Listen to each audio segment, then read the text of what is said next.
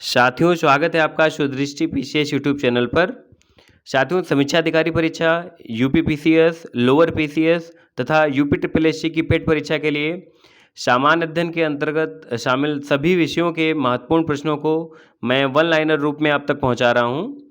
One liner प्रश्नोत्तर की ये जो श्रृंखला चल रही है, ये आगामी परीक्षाओं के लिए रामबाण साबित होगी। इसी श्रृंखला में अभी तक हम आपको आधुनिक भारत के इतिहास के कई पीडीएफ उपलब्ध करा चुके हैं, उनके वीडियो उपलब्ध करा चुके हैं और भारतीय संविधान एवं राज्य व्यवस्था का आज यह तीसरा भाग है। इस प्रकार एक एक करके विषयवार हम सारे जितने विषय हैं सबके महत्वपूर्ण प्रश्नोत्तर जो परीक्षा के दृष्टिकोण से हैं ये आपको उपलब्ध करा देंगे। तो ये आज तीसरा भाग है। चलिए प्रारंभ करते हैं। इसमें प्रश्न संख्या 1 देखते हैं। आज हम जहाँ से भाग 2 समाप्त हुआ था वहीं से आगे कंटिन्यू कर रहे हैं भाग 3। प्रश्न संख्या 1 है संविधान। आज उद्देशिका पर मूल रूप से बात होगी और संविधान की क्या विशेषताएं हैं या संविधान के संबंध में जो अन्य जो विचारक हैं उनके क्या विचार रहे हैं, उनके संबंध में क्या उन्होंने बोला है। किसी ने उसको कठोर बोला, किसी ने लचीला बोला, या उसके गुण अवगुण के बारे में जो उसकी विवेचना हुई है वो सब उनसे संबंधित सारे प्रश्न चूक परीक्षा में पूछे जाते हैं। तो आपको हम बताएंगे कहाँ पर कैसे प्रश्न बनते हैं आगे। पहला प्रश्न है संविधान निर्माताओं के विचारों को जानने की कुंजी किसे कहा जाता है। तो संविधान निर्माताओं ने संविधान में क्या लिखा है या उसको क्या क्या उसमें डाला है, इसको जानने की कुंजी किसे कहा जाता है। उद्देशिका को कहा जाता है और उद्देशिका में आपको पूरे संविधान की एक झलक मिल जाएगी। इसके बाद अगला प्रश्न है भारत के संविधान में उद्देशिका का विचार किस देश के संविधान से प्रेरित है। यहाँ पर 2 प्रश्न है। एक देखिए उद्देशिका का विचार और दूसरा है उद्देशिका की भाषा। तो आप जब प्रश्न ये परीक्षा में पूछा जाए तो आप देख लीजिए कि वहाँ पर विचार पूछा जा रहा है या उद्देशिका की भाषा पूछी जा रही है। तो संविधान में उद्देशिका का विचार तो जो था वो संयुक्त राज्य अमेरिका से लिया गया था, वहाँ उनके इसके संविधान से। और उद्देशिका की जो भाषा थी ये कहाँ से ली गई थी, ये ऑस्ट्रेलिया के संविधान से। गौर कर लीजिएगा, भाषा ऑस्ट्रेलिया से ली गई थी और उसका जो उद्देशिका का विचार है वो अमेरिका से। अगला प्रश्न है प्रश्न संख्या 4 संविधान के उद्देशिका में एकमात्र संशोधन किस संविधान संशोधन द्वारा किया गया। तो ये बहुत महत्वपूर्ण प्रश्न है। एकमात्र संशोधन हुआ है अभी तक उद्देशिका में और ये किया गया था 42वें संविधान संशोधन 1976 के द्वारा। प्रश्न संख्या 5 देखते हैं। 42वें संविधान संशोधन 1976 द्वारा उद्देशिका में संशोधन कर जोड़े गए शब्द। अब हमने बताया कि इस संविधान संशोधन द्वारा उद्देशिका में एक संशोधन किया गया था। तो क्या संशोधन किया गया था ये बताते हैं आपको। देखिए इसमें क्या संशोधन किया गया। प्रथम स्तर में समाजवादी और पंथ निरपेक्ष 2 शब्द जोड़े गए। कौन कौन, समाजवादी और पंथ निरपेक्ष। और छठे प्रस्तर में, आपको प्रस्तर भी पता होना चाहिए, प्रस्तर मतलब पैराग्राफ या पैरा। तो पहले पैराग्राफ में क्या, समाजवादी और पंथ निरपेक्ष, और छठे पैरा में क्या हुआ, और अखंडता, एकता और अखंडता, राष्ट्रीय एकता और अखंडता। पहले राष्ट्रीय एकता था और उसमें क्या जोड़ दिया गया, और अखंडता। तो पूरा एक वाक्य बन गया ये। तो ये कुल 3 जो हैं शब्द जोड़े गए थे 42वें संविधान संशोधन 1976 द्वारा संशोधन करके। अगला प्रश्न है भारत के संविधान की प्रस्तावना में शब्दों का सही क्रम है। इस प्रकार का प्रश्न आ जाता है और विकल्प दिए होते हैं, उसमें आपको पहचानना होता है कि प्रस्तावना में शब्दों का सही क्रम क्या है। तो आप लोगों को बता दें कि आप लोगों से संभव अगर हो, आप लोग याद कर पाएँ या रट पाएँ, तो प्रस्तावना जो उसकी है वो पूरी रट लीजिए। शब्द सा जहाँ से है हम भारत के लोग से प्रारंभ होते होके और अंत तक आई है, आप लोग पूरा उसको एज इट इज रट लीजिए। अगर नहीं रट पाते हैं तो कम से कम जो ये महत्वपूर्ण शब्द हैं इनका क्रम आपको अवश्य पता हो। देख लेते हैं क्या है। संपूर्ण प्रभुत्व संपन्न, समाजवादी, पंथ निरपेक्ष, लोकतंत्रात्मक, गणराज्य। देखिए आगे पीछे शब्दों को नहीं करना है। ये नहीं पंथ निरपेक्ष आपने पहले कर दिया, समाजवादी बाद में कर दिया, ऐसा नहीं कर सकते हैं। ठीक है, क्या है, संपूर्ण प्रभुत्व संपन्न, समाजवादी, पंथ निरपेक्ष, लोकतंत्रात्मक, गणराज्य। अगला प्रश्न देखते हैं। संविधान की प्रस्तावना में कितने प्रकार के न्याय का उल्लेख है। हमने आपको प्रस्तावना रटने के लिए इसलिए बताया कि आपको अच्छे से याद होगी अगर प्रस्तावना, तो आप वहाँ उससे अगर प्रश्न अंदर से पूछे जाते हैं तो आप तुरंत उनका उत्तर दे लेंगे। जैसे ये प्रश्न बहुत बार आया है और पिछली परीक्षा में समीक्षा अधिकारी में भी आया था, सामाजिक, आर्थिक और राजनीतिक। यहाँ पर प्रश्न है कि कितने प्रकार के न्याय, तो कुल कितने, 3 प्रकार के न्याय। कौन कौन से, सामाजिक, आर्थिक और राजनीतिक। और मैंने याद करने की ट्रिक जो बनाई थी, सार लिखा था, SAR, S फॉर सामाजिक, A फॉर आर्थिक, R फॉर राजनीतिक। ये याद करने की ट्रिक है, इसका अर्थ नहीं है। आर्थिक को फाइनेंशियल बोला जाता है, लेकिन हमने यहाँ पर A लिखा है केवल याद करने की ट्रिक है। ठीक है, तो आप भी याद कर लीजिए। न्याय 3 प्रकार का है। विकल्प में दिया होता है कि निम्न में से कौन सा न्याय भारतीय संविधान में नहीं प्रदत्त किया जाता या जिसका उल्लेख नहीं है, तो उसमें ये दिए होंगे 3 और एक और होगा, तो वही उसका उत्तर है कि यानी इसका उल्लेख इसमें संविधान में नहीं है। अगला प्रश्न देखते हैं। जिस प्रकार से 3 प्रकार के न्याय होते हैं उसी प्रकार से 5 प्रकार की स्वतंत्रता होती हैं। हमने इनकी याद करने की ट्रिक ये बनाई थी, ववदू याद किया था। कितने प्रकार की? 5 प्रकार की स्वतंत्रता थी। कौन कौन? विचार, वी फॉर विचार, अभिव्यक्ति, विश्वास, धर्म और उपासना। ये याद करने का हमने तरीका अपनाया था। एक बार फिर से देखते हैं। विचार, अभिव्यक्ति, विश्वास, धर्म और उपासना, ये 5 प्रकार की स्वतंत्रता हैं। इसके बाद अगला प्रश्न है, संविधान की प्रस्तावना में कितने प्रकार की समता का उल्लेख है? पूछा जा रहा है कितने प्रकार की समता का उल्लेख है, तो 2 प्रकार की। कौन कौन? प्रतिष्ठा और अवसर की समता, समानता नहीं है, क्या है? समता। अगला प्रश्न देखते हैं। अब वाद से संबंधित एक प्रश्न अवश्य आता है, इसमें केशवानंद भारती बनाम केरल राज्य, जो ये 13 सदस्यीय खंडपीठ थी उच्चतम न्यायालय की, ये सबसे बड़ी खंडपीठ आज तक की बनी थी।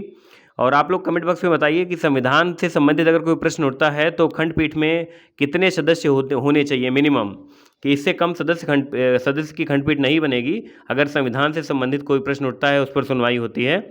चलिए, तो प्रश्न 10 पर आते हैं। किस वाद में उच्चतम न्यायालय ने निर्धारित किया कि उद्देशिका संविधान का अंग नहीं है? यहाँ पर देखिए, तो ये निर्धारित किया गया था इनरी बेरुबारी वाद में। कब? 1960 में, 1960 में। इसका सन भी कभी कभी पूछ दिया जाता है। अगला प्रश्न इसी से जुड़ा हुआ है। किस वाद में उच्चतम न्यायालय की 13 सदस्यीय खंडपीठ ने पूर्व निर्णय को उलटते हुए मत दिया कि उद्देशिका संविधान का अभिन्न अंग है? तो आपको बताना है कि पहले जो निर्णय दिया था इसमें था कि संविधान का अंग नहीं है, बाद में इसी डिसीजन को बदल दिया। किस वाद में, किस केस में? केशवानंद भारती बनाम केरल राज्य, इस वाद में 1973 में हुआ था ये। इसमें पहले वाले डिसीजन को बदल दिया और ये माना कि ये उद्देशिका जो है संविधान का अभिन्न अंग है। तो प्रश्न यहाँ से बन सकता है, ये सबसे बड़ी खंडपीठ थी, आपको पुनः बता दें। इसके बाद 13 के बाद फिर बनी थी गोलकनाथ बनाम पंजाब राज्य वाली, ये 11 सदस्यीय थी। तो ये यहाँ पर कुछ महत्वपूर्ण वाद ऐसे हुए हैं, केशवानंद भारती है या गोलकनाथ बनाम पंजाब राज्य है या इनरी बेरुबारी है, इनके वर्ष आपको पता हो, इनके विशेषताएं आपको पता हो कि इसमें क्या हुआ। जैसे मूलभूत ढांचे के अलावा जिसमें दिया था संशोधन का प्रावधान किया गया। देखिए अगला देखते हैं। किस वाद में संविधान की उद्देशिका में संशोधन का प्रावधान किया गया? किस प्रकार से? मूलभूत ढांचे के अलावा, कि उसका मूलभूत ढांचा नहीं बदलना चाहिए। किस वाद में किया गया? केशवानंद भारती बनाम केरल राज्य में, जो कि 1973 में था। 1973 में ये डिसीजन आया था। अगला प्रश्न देखते हैं। उद्देशिका को संविधान की मूल आत्मा, अब मूल आत्मा 2-3 चीज़ों को कहा गया है। जैसे उद्देशिका को किसी ने कहा है और किसी ने संवैधानिक उपचारों को कहा है। तो संविधान में अगर प्रश्न ऐसे बन के आया कि उद्देशिका को संविधान की मूल आत्मा किसने कहा है, तो न्यायमूर्ति हिदायतुल्लाह ने कहा है। ये आपको इनके बारे में पता होना चाहिए कि ये जो है एकमात्र ऐसे सर्वोच्च न्यायालय के मुख्य न्यायाधीश थे जो राष्ट्रपति पद पर कार्यवाहक राष्ट्रपति बने थे। इनके बारे में आप देख लीजिए कि क्यों बने थे, ऐसा वहाँ पर क्या घटनाक्रम था जो न्यायमूर्ति हिदायतुल्लाह को कार्यवाहक राष्ट्रपति के रूप में बनाया गया था। तो ये 11 सदस्यीय जो खंडपीठ थी गोलकनाथ बनाम पंजाब राज्य, इसमें इन्होंने उद्देशिका को संविधान की मूल आत्मा कहा था। अगला प्रश्न है इसी से मिलता जुलता हुआ। डॉक्टर भीमराव अम्बेडकर ने संविधान की आत्मा किसे कहा है? तो ये कहा था संवैधानिक उपचारों का अधिकार, इनको यानी अनुच्छेद 32 को कहा था अम्बेडकर जी ने। अगला प्रश्न है प्रश्न संख्या 15। किसका कथन है कि भारतीय संविधान अधिक कठोर? अब इस प्रकार के प्रश्न देखिए, यहाँ पर मैंने 5-6 प्रश्न शामिल किए हैं। किस प्रकार के? जो किसी के कथन होते हैं, जैसे आइबर जेनिंग्स का है या अम्बेडकर जी का है, अस्टिन का है, केसी हुएर जी का है। तो ये आपको इनके पता होना चाहिए कि ये कथन किसका है। तो यहाँ पर सारे मैंने समाहित कर लिए हैं कि परीक्षा में अगर आए आपको तो इधर उधर ढूंढना ना पड़े।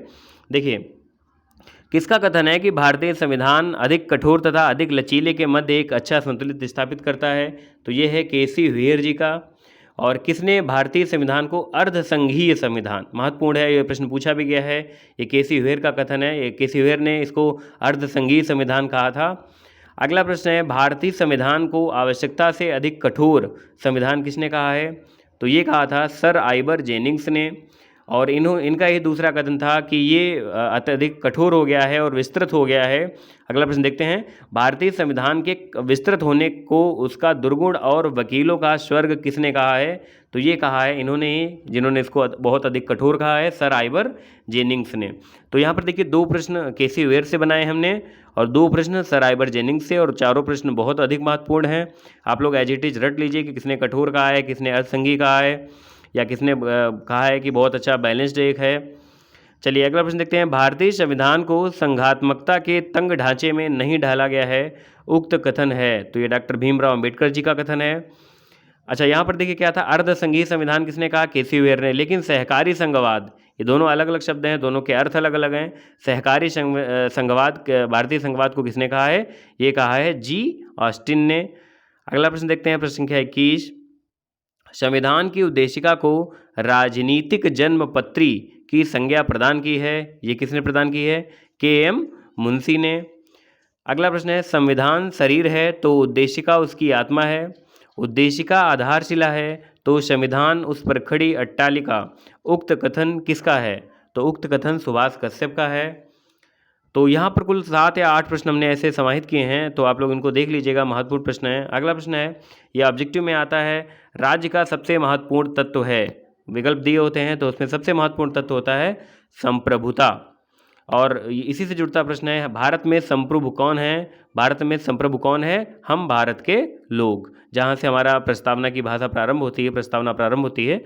अगला प्रश्न है, भारतीय संविधान किसके द्वारा अंगीकृत किया गया, तो ये अंगीकृत किया गया था भारत की जनता के द्वारा, यानी हम भारत के लोग जो शब्द प्रयुक्त हुआ है वो भारत की जनता के लिए प्रयुक्त हुआ है, भारत की जनता ऐसा कह रही है, और किसके माध्यम से, संविधान सभा के माध्यम से।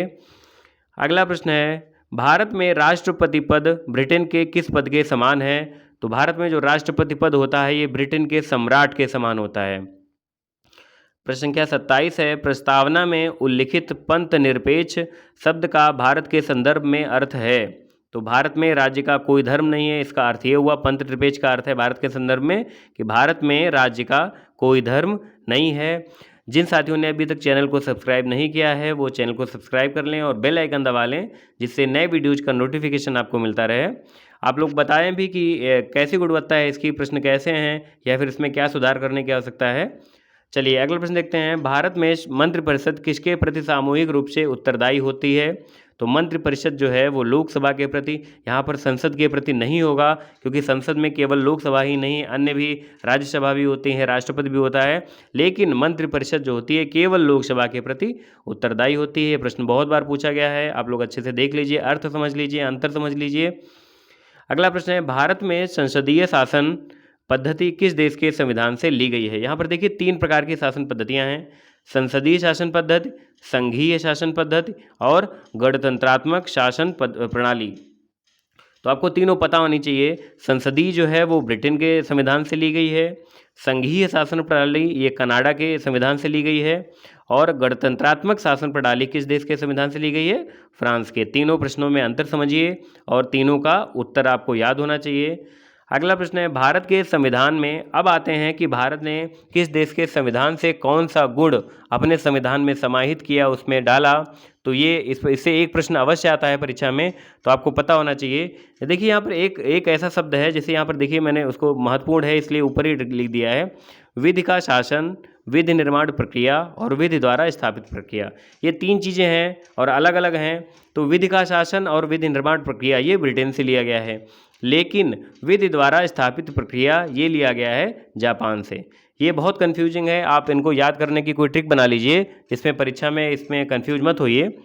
तो देखते हैं प्रश्न संख्या 32, भारत के संविधान में विधि का शासन, विधि निर्माण प्रक्रिया, एकल नागरिकता एवं संसद एवं विधानमंडल की प्रक्रिया किस देश के संविधान से लिया गया है, तो ये लिया गया है ब्रिटेन के संविधान से। प्रश्न संख्या 33 है, भारत के संविधान में विधि द्वारा स्थापित प्रक्रिया, अब यहाँ पर देखिए विधि द्वारा स्थापित प्रक्रिया, सिर्फ इतना ही आपको याद करना है, किस देश के संविधान से ली गई है, तो ये ली गई है जापान के संविधान से। अगला प्रश्न है, भारत के संविधान में अब कुछ गुण दिए हुए हैं भारत के संविधान के, मूल अधिकार, उद्देशिका का विचार, मैंने ऊपर बताया था उद्देशिका का विचार अमेरिका से लिया गया है, संयुक्त राज्य अमेरिका से, लेकिन उद्देशिका की भाषा कहाँ से ली गई है, ऑस्ट्रेलिया से। अच्छा, मूल अधिकार, उद्देशिका का विचार, राष्ट्रपति पर महाभियोग प्रक्रिया, न्यायिक पुनरावलोकन, स्वतंत्र न्यायपालिका। न्यायिक पुनरावलोकन जो है केवल भारत और अमेरिका में ही है। स्वतंत्र न्यायपालिका, इसके बाद उपराष्ट्रपति पद एवं वित्तीय आपात। ये इतने सारे जो गुण हैं ये कहाँ से लिए गए? संयुक्त राज्य अमेरिका से। इसके बाद ये एकल नागरिकता वाला देख लीजिए। एकल नागरिकता जो है ब्रिटेन में है और भारत में है, जबकि संयुक्त राज्य अमेरिका में एकल नागरिकता नहीं है। वहाँ पर राज्य की अलग नागरिकता होती है और देश की अलग। अगला प्रश्न देखते हैं, मूल कर्तव्य किस देश के संविधान से अपनाए गए? तो मूल अधिकार की बात ऊपर हम कर चुके हैं। मूल अधिकार संयुक्त राज्य अमेरिका, इनमें अंतर देख लीजिए। मूल अधिकार जो है अमेरिका से और मूल कर्तव्य कहाँ से? ये सोवियत संघ यानी रूस से। अगला प्रश्न, इसमें भी कुछ हमने गुण लिखे हैं जो संविधान के हैं और कहाँ से किसी देश के संविधान से लिए गए हैं। जैसे प्रस्तावना की भाषा, समवर्ती सूची, केंद्र राज्य संबंध एवं शक्तियों का विभाजन। ये गुण, ये प्रश्न ऐसे हैं जो आपके बिल्कुल गलत नहीं होने चाहिए, बहुत आसान होते हैं और बार बार और फिक्स प्रश्न है। मुश्किल से 12 या 14 ऐसे गुण होंगे जो विभिन्न देशों के संविधानों से लिए गए हैं, तो आपको ये बिल्कुल रटे होने चाहिए। तो ये सब जो है प्रस्तावना की भाषा, समवर्ती सूची, केंद्र राज्य संबंध, ये सब कहाँ से? ऑस्ट्रेलिया के संविधान से लिया गया है। अगला प्रश्न, भारत के संविधान में राज्य के नीति निर्देशक तत्व, आपको पता होंगे भारत के राज्य के नीति निर्देशक तत्व किस भाग में हैं? आप लोग कमेंट बॉक्स में कमेंट करके बताइए। राज्यसभा में 12 सदस्यों का मनोनयन किस अनुच्छेद में है? ये भी आप लोग कमेंट बॉक्स में कमेंट करके बताइए। और राष्ट्रपति का निर्वाचक मंडल, आपको वास्तव में सारे भाग और सारी अनुसूचियाँ किस अनुसूची में क्या है या किस भाग में क्या है और किस अनुच्छेद में, जो महत्वपूर्ण अनुच्छेद हैं पूरे 1 से 395 तक, अब तो इनकी संख्या और अधिक है, अनुच्छेद के उपभाग भी बन गए हैं, तो आपको पता होना चाहिए कौन कौन से महत्वपूर्ण अनुच्छेद हैं। इसका एक वीडियो हम बहुत जल्दी बनाएंगे जिसमें आपको सारे अनुच्छेद जो भी महत्वपूर्ण हैं, जब हम वो टॉपिक वाला बताएंगे, जैसे अभी हमने प्राचीन भारत के इतिहास के महत्वपूर्ण टॉपिक बता दिए हैं कि आपको क्या क्या पढ़ना है, प्लेलिस्ट में जाके आप देख सकते हैं वहाँ पर। ऐसे ही सारे विषय के महत्वपूर्ण टॉपिक बता देंगे, उसमें आपको बता देंगे कि किस विषय में आपको कितना पढ़ना है। पूरी पुस्तक नहीं पढ़नी है क्योंकि बहुत अधिक समय लग जाएगा और व्यर्थ भी है। आपको 1-2 अंक लाने के लिए अगर पूरी पुस्तक पढ़ेंगे तो फिर बहुत गलत होगा, ये समय भी आपका बहुत ख़राब होगा। तो आपको हम पूरे सारे विषयों के टॉपिक बता देंगे महत्वपूर्ण। तो जब हम इसका पॉलिटी का बताएंगे महत्वपूर्ण टॉपिक कौन कौन से हैं, तब आपको बताएंगे कि कौन कौन से अनुच्छेद अत्यधिक महत्वपूर्ण हैं और परीक्षा में बार बार पूछे जाते हैं या आपको कैसे उनको याद रखना है। अगला प्रश्न है, भारत के संविधान में राज्य के ये हो चुका है। अगला देखते हैं, राज्यपाल द्वारा राष्ट्रपति के विचारार्थ विधेयक सुरक्षित रखना, सशक्त केंद्र एवं अवशिष्ट शक्तियों का सिद्धांत भारत ने किस देश के संविधान से अपने संविधान में शामिल किया? तो अभी मैंने बताया था कि कनाडा के संविधान से, और इसके संघीय जो भारत का संघीय प्रणाली है, संघीय शासन प्रणाली, ये कनाडा के संविधान से ली गई है। प्रश्न संख्या 39 है, भारत ने आपात उपबंध किस देश के संविधान से अपनाए? तो ये अपनाए थे जर्मनी के वीमर, जर्मनी के संविधान का नाम क्या है? वीमर संविधान से। और अंतिम प्रश्न है, महत्वपूर्ण प्रश्न है ये भी, भारत के संविधान के सर्वाधिक लगभग 250 अनुच्छेद या 250 अनुच्छेद किस अधिनियम से लिए गए? तो ये लिए गए थे भारत शासन अधिनियम 1935 से। आप लोग बताइए कि प्रश्नों की गुणवत्ता कैसी है। और इस प्रकार ये इसका तीसरा भाग पूर्ण हुआ। इसका चौथा भाग लेकर हम आएंगे जल्दी ही। धन्यवाद।